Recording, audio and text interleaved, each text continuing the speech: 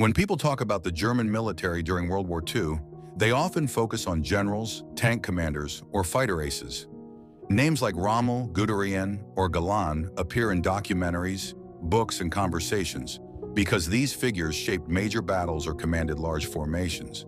But when the question shifts away from high-ranking officers and focuses on the infantry, the ordinary soldier who fought on the front line with nothing but a rifle, grenades, and determination, the answer becomes different. To find the toughest German infantryman, we must look not at propaganda heroes created by Nazi politics, but at the real achievements recorded in the chaos of the battlefield. When examined through this lens, one name stands above the rest: Günther Viezenz. Günther Viezenz served in the 252nd Infantry Division, and while there were many brave and skilled soldiers in the German army, his record is not only unusual, but extraordinary. He became known for something almost impossible for an infantryman. He destroyed 21 enemy tanks entirely on his own. Not with tank support, not with artillery, not with air power guiding him, but with handheld anti-tank weapons that required him to approach armored vehicles at incredibly close distances. This alone sets him apart. Tank crews were protected by steel plating, heavy guns, machine guns, and often operated with support from other armor and infantry. Infantry soldiers who attempted to attack tanks on foot were exposed to tremendous danger. Most attempts ended in injury or death, yet Viezenz did it successfully, not once or twice, but 21 times. To understand how extraordinary this was, we first need to understand the nature of tank warfare during the Second World War. Tanks were not simply vehicles. They were the dominant force on land. Their armor made them extremely difficult to destroy, especially for foot soldiers who had limited weapons.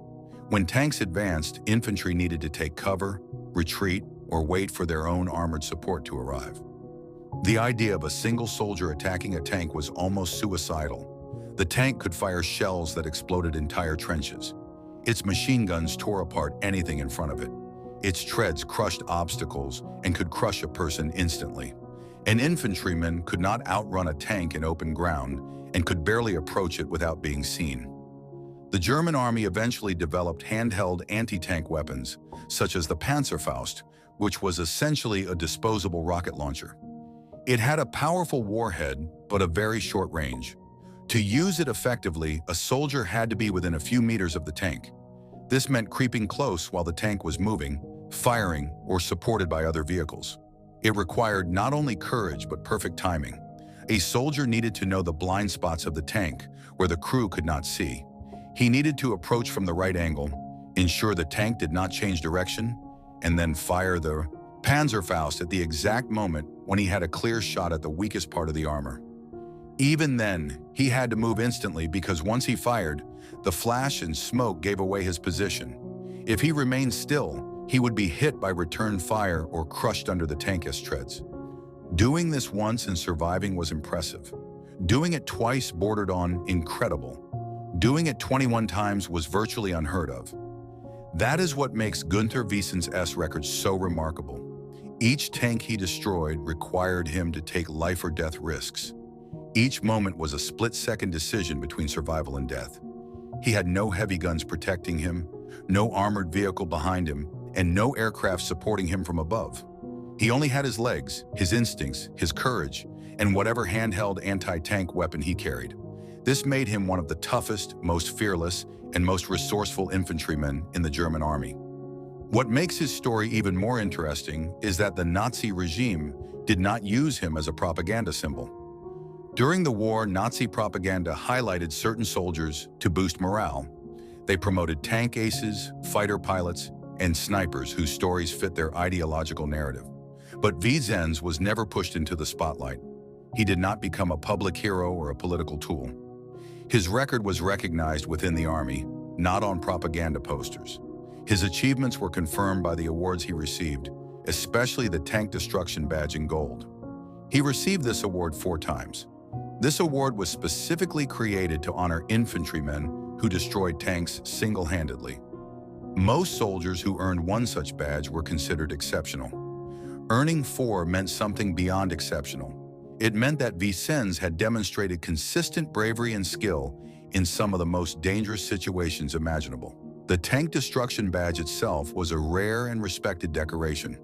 It was not given for theoretical actions or claimed victories. It was awarded only after solid confirmation that a soldier had personally destroyed an enemy tank at close range. Officers reviewed reports. Witnesses were questioned.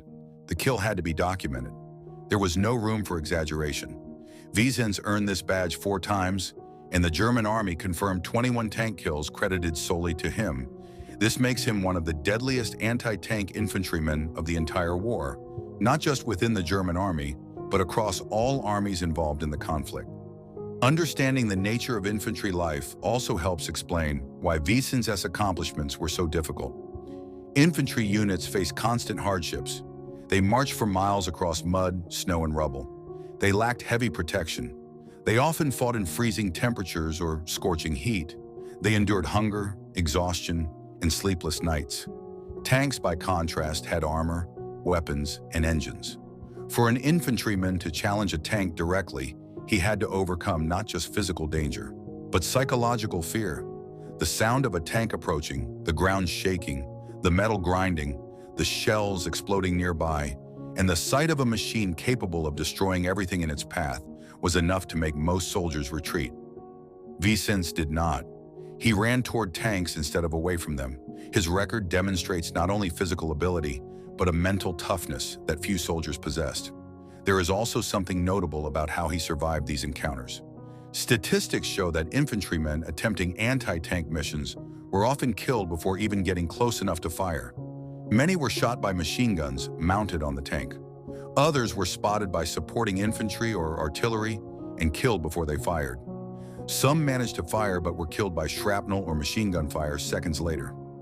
Viezenz not only destroyed tanks but survived all these encounters multiple times. He understood how to move, how to hide, how to time his approach, and how to escape once the tank exploded. Surviving even one such attack indicated skill. Surviving 21 indicated extraordinary awareness, reflexes, and battlefield intelligence. Another aspect that makes his story compelling is his life after the war. Many highly decorated soldiers from elite divisions became symbols of the Nazi state or found themselves involved in political roles.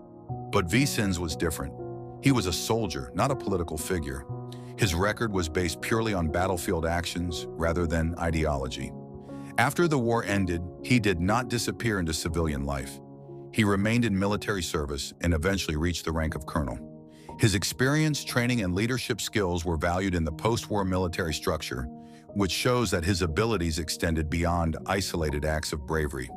He was respected for his tactical mind, endurance, and experience. Günther Viezenz's record also sheds light on a lesser-known part of the war: the dangerous and desperate close-quarters battles that infantry soldiers fought against tanks. History often focuses on grand offensives, armored breakthroughs, and strategic bombing campaigns, but infantry anti-tank combat was a brutal part of the war that rarely appears in films or documentaries because it is difficult to show and even harder to imagine. It required individual heroism in the middle of chaotic battlefields. Viezenz represents the type of soldier who faced these challenges head-on. His achievements also challenge the idea that only pilots or tank commanders could achieve exceptional combat records. While fighter aces counted aerial victories and panzer commanders counted tank kills, infantry soldiers faced a different reality. Their victories were not recorded far from danger. They happened face-to-face with the enemy at distances so close that a single mistake meant instant death.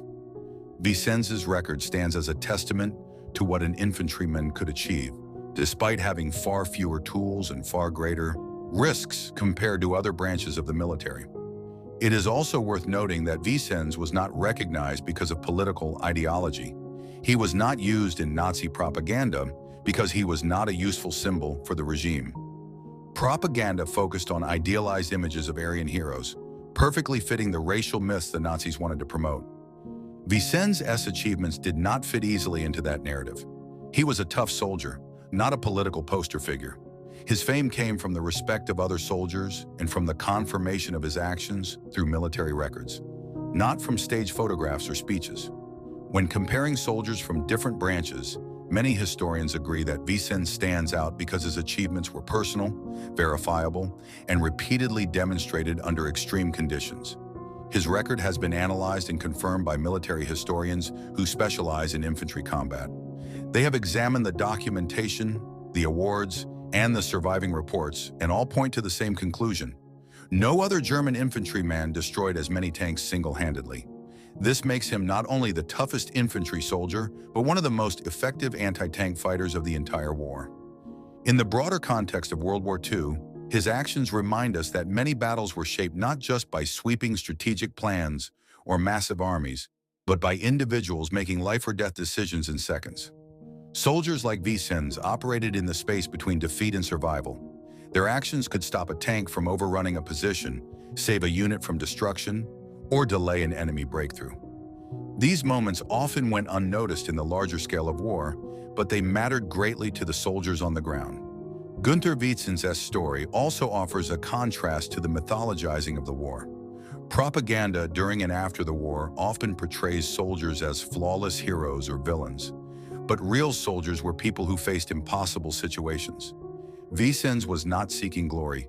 He was doing what was necessary for survival and for the survival of those around him. His courage was not abstract.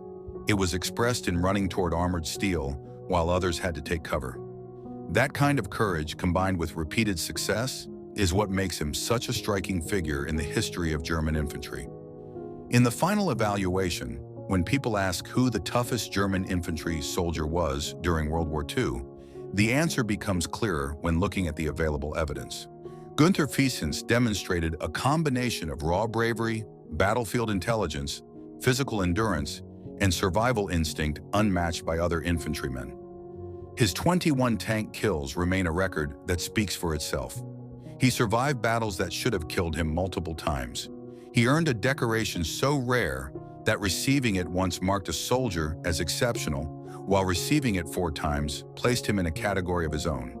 And he did all this without fanfare or propaganda, which means his reputation is built purely on verified results rather than political storytelling. His legacy is not one of ideology, but of soldierly toughness and battlefield skill. He became a colonel after the war, continuing a life of military service, respected for his expertise rather than for any political role. In a war filled with chaos, destruction, and countless tragedies, his record remains a unique example of what one infantry soldier could accomplish under the most dangerous conditions imaginable.